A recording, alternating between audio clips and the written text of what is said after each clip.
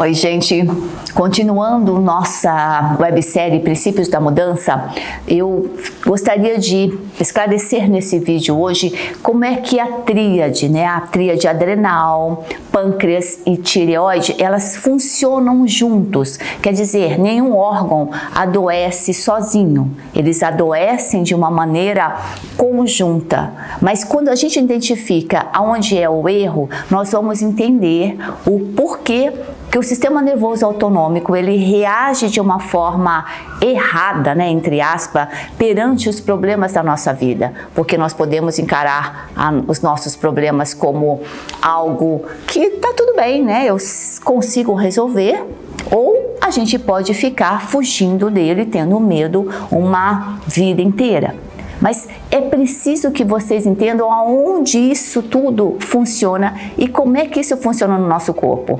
A base disso tudo está na nossa qualidade de nutrientes no sangue, na nossa qualidade de sistema imunológico, como é que a gente se defende, como é que a gente produz os neurotransmissores. Então, nós ainda estamos no comando, mas é interessante e é legal que vocês entendam essa maneira como eles funcionam, olhando de cima, como é que o mecanismo funciona. E nós vamos, dessa forma, poder tomar as nossas rédeas da nossa saúde. Não importa que você esteja doente ou esteja não bem hoje, nós podemos mudar.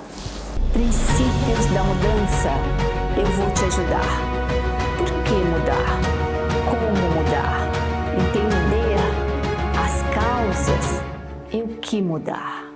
Vamos entender pelo quadro branco como é que esses três órgãos eles se correlacionam entre si e as doenças, os nomes das doenças, lembra dos mais de 12 mil nomes de doenças? Eles acabam se relacionando basicamente a 5 causas. E essas 5 causas, quando nós entendemos aonde e por que elas começam, nós vamos entender como é que a adrenal, que está localizada a nível de rim, ela altera a nossa percepção de vida, Lembra, a gente pode encarar um problema como alguém, uma pessoa que está segurando uma capa de tigre, e esse alguém com capa de tigre nós podemos enxergar como sendo, puxa, que palhaçada, que engraçado, é apenas uma pessoa com capa de tigre. Ou nós podemos encarar essa pessoa com uma capa de tigre dessa forma, mas e se for um tigre? Quer dizer, sempre existe um receio, um medo que aquilo possa ser verdade, e não é uma ilusão. Então, a adrenal, ela está relacionada, nós já temos esse vídeo em relação ao cortisol, a liberação de adrenalina, como é que eles controlam a nossa produção dos hormônios esteroides, os nossos hormônios sexuais, e em relação à aldosterona, que controla a bomba de sódio e potássio, a nossa concentração e volemia, a nossa quantidade de sangue circulando no corpo. Tudo isso pode, se mal administrado, levar a uma alteração do combustível celular, que seria o nosso cortisol. A síndrome da fadiga da adrenal, ela está relacionada a isso. E o estresse crônico vai estimular o nosso sistema nervoso autonômico na forma simpática. Tudo isso nós vamos pautar vídeo a vídeo para que vocês entendam. Esta forma de desenho é para vocês entenderem que existe uma trindade e que cada o cortisol se relaciona com a tireoide, o cortisol se relaciona com o pâncreas e a tireoide se relaciona com o pâncreas. Isso tudo se conversam, O pâncreas, o início de todo o problema é a resistência insulínica, é o estímulo constante e diário que a gente acaba dando de um aporte maior de açúcares no sangue, e na minha visão de médica, os piores açúcares é o álcool, o glúten, que é a farinha de trigo, e todos os bolos, pães, biscoitos, os macarrões, que vai virar açúcar. O etanol já é um açúcar.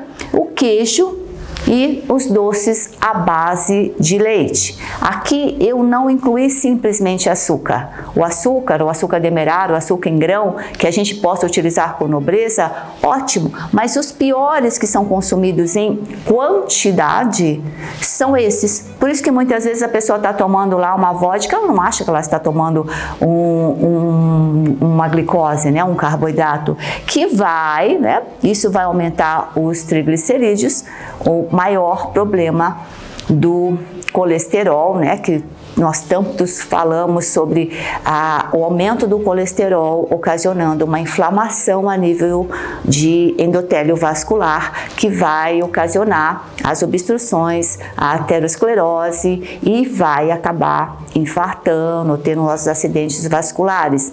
Quer dizer, o que se relaciona a esse final, as doenças cardiovasculares, as doenças neurodegenerativas, os cânceres, amputações de membros, de pernas, de dedos, a falta de visão, a insuficiência renal, tudo isso está relacionado a álcool, bebida como álcool, o glúten e os queijinhos. Isso vai também está relacionado com a obesidade. O aumento de peso da população mundial, ela está relacionado com esses itens. Então, nós não precisamos sair do mundo e nunca mais comer nada, mas nós precisamos entender que é a porção de triglicerídeos, que o ideal é se manter abaixo de 100, né, um nível que vai ocasionar a obesidade, que vai vir a diabetes. Tudo isso relacionado à resistência insulínica. E vocês vão ter um vídeo simplesmente sobre o que é resistência insulínica. O final disso tudo são essas doenças. Por isso que nós médicos sempre desejamos dosar a insulina no sangue para que você se encontre, né, até com medo para saber que a insulina acima de 8, nível 8 no sangue, ela vai ser problemática, porque a insulina é o hormônio que mais faz aumentar o nível de gordura intraabdominal, a famosa gordura de maçã, né? Aquela barriguinha cheinha aqui. A tireoide, nós já temos vários vídeos sobre tireoide, principalmente sobre hipotireoidismo, mas nós ainda vamos fazer um novo vídeo para vocês entenderem essa relação com a resistência insulínica, com o aumento ou a diminuição do cortisol, com o aumento ou a diminuição dos nossos hormônios, isso tudo interferindo. Baixo nível de funcionamento da tireoide vai ocasionar, entre aspas, uma depressão. De verdade, gente, eu entendo vocês quando vocês dizem, às vezes a doutora não entende que depressão é uma angústia, é uma falta de vontade de viver tão grande que vocês encaram isso como uma doença, mas ela não é.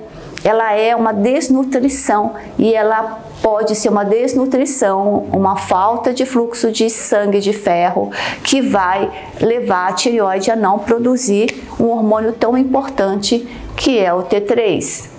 T4 é maravilhoso, sem dúvida nenhuma, serve para o cérebro, mas o T3, a falta dele faz o seu corpo se arrastar, então o seu dia a dia fica ruim, você tem um baixo desempenho diário, você chega à noite e desmaia na cama, mas você não consegue dormir e restabelecer, né? Isso tudo está relacionado a uma alteração hormonal, que também leva uma alteração de pele e formato de corpo, né? O cabelo, na fadiga adrenal, os cabelos se jogam. No hipotireoidismo, o cabelo, ele cai, né? Então, quer dizer, tudo se relaciona.